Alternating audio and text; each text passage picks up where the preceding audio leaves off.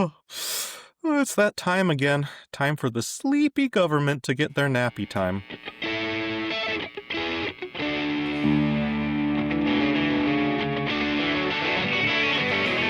This is what Trump meant when he said Sleepy Joe, right? Sleepy Joe, Sleepy Joe. It's funny to think about, like, the nicknames, and it's like now that he's in his twilight years and he's just kind of sort of whispering, Sleepy Joe, you know, he's a bad guy, but what are you gonna do?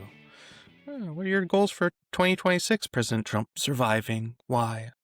And relatable, I also have a goal to survive 2026. And surviving might be more difficult for you if in 2026 the subsidies to the Affordable Care Act are removed. Right. So that's what the whole government shutdown is framed around. It's not how the Republicans are choosing to frame it. They're choosing to ignore reality and say that the Democrats are doing something that they're not. In this case, give free Medicare to illegal immigrants, not being argued, but whatever. They don't care about reality. I do, and I choose to live in it, so I'll talk about what's real. So yeah, it doesn't seem like much of a surprise that the government is shut down. It's not technically an annual event, but every year there is a chance that the government will shut down. This is because if there's a shortfall between the money in the budget and the money that's available, and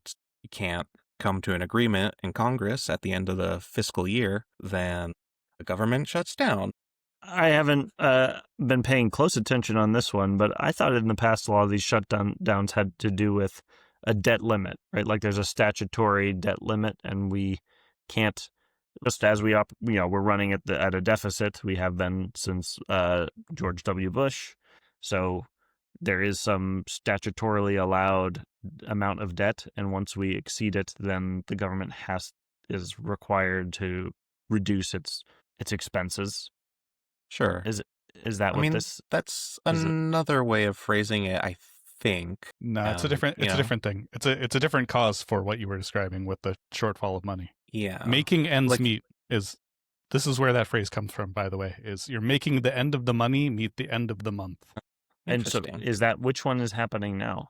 We are not making the end of the money meet the end of the month. The end of the money comes before end of the month. Right. I mean, the way that the government would make that end meet is by issuing bonds, right?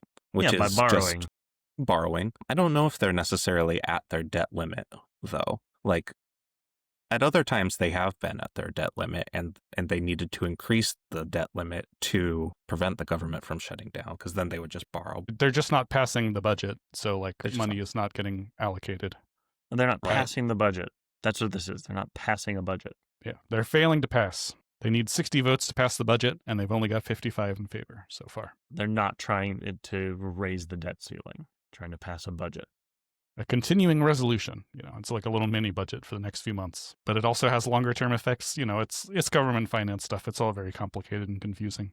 I did a little looking into it and found some surprising things. This shutting down the government, it's kind of an American specialty. It's just us that does this. Like when other countries can't pass a budget or don't have enough money, they kind of just keep doing things as normal, assuming that they'll get the money because everyone's on the same team, I guess. That used to be the operating principle in the United States until 1980, when Attorney General Benjamin Civiletti issued a legal opinion stating that federal law, agencies may not spend money without congressional approval. Only essential services such as national security, air traffic control, and law enforcement could continue. Another reason that other governments don't do this is like in parliamentary systems, when the government can't pass a budget, it's time for a vote of no confidence. If you lose confidence in the government to pass a budget, then that doesn't mean a bunch of ordinary civilians get thrown out on the curb. It means that the government gets thrown out on the curb. Like, out goes the prime minister. Wouldn't that be a better system, don't you think? It does sound nice. If the people causing the problem were suffering from the problem they created. In most jobs, if you don't do your work, they fire you.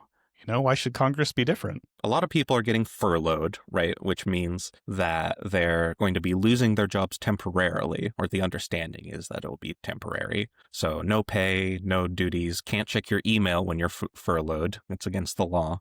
And then when Bummer. the government starts back up, then back to work. But some people, like air traffic controllers, are going to be working for no money, deferred payment.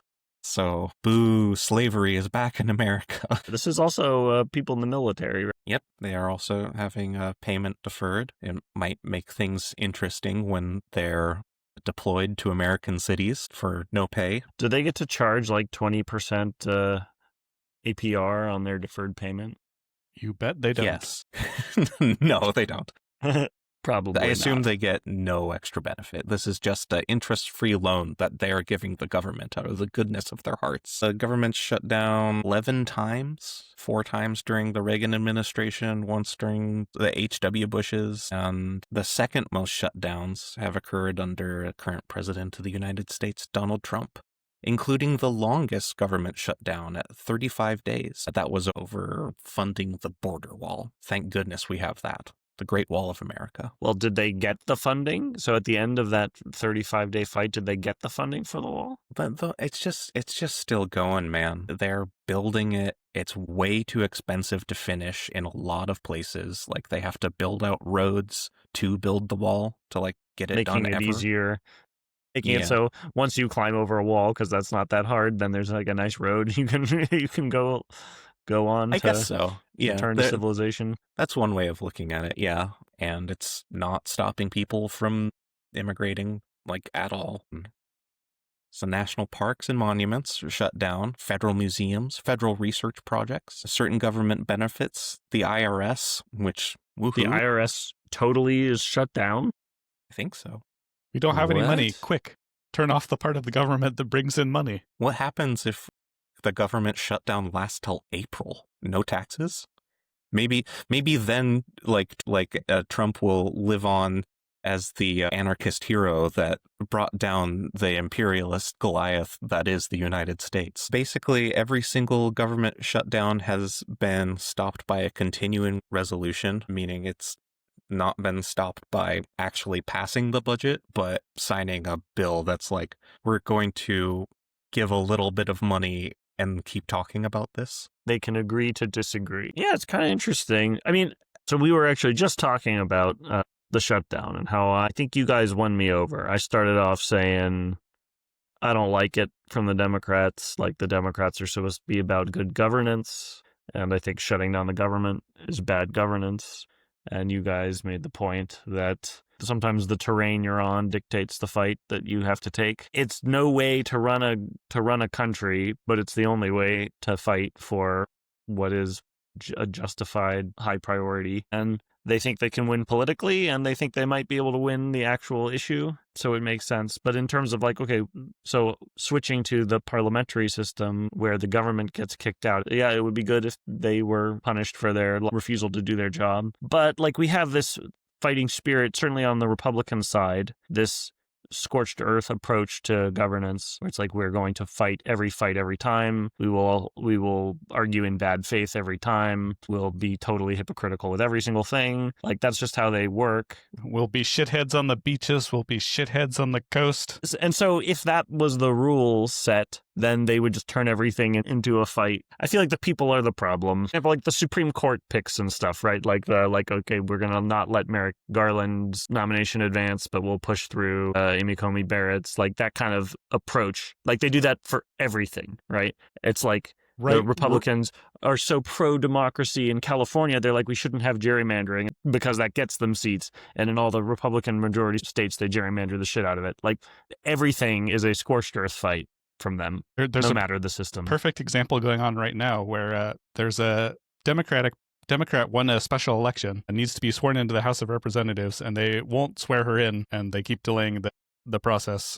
Whereas when 2 Republicans recently won special elections, they were sworn in the day after the election. Are they giving any justification, or have they stopped They're- bothering? Are they like, No, you know what? Like just giving an excuse is so 2024. We're just in power and fuck you. No, they're waiting until the election is if every vote is tallied. She won by 40%, but what if it turns out that she actually lost? Yeah, so right, exactly. Like bad faith argument. Like they make some like vaguely like plausible sounding thing, because it's always possible to come up with some vaguely plausible sounding thing.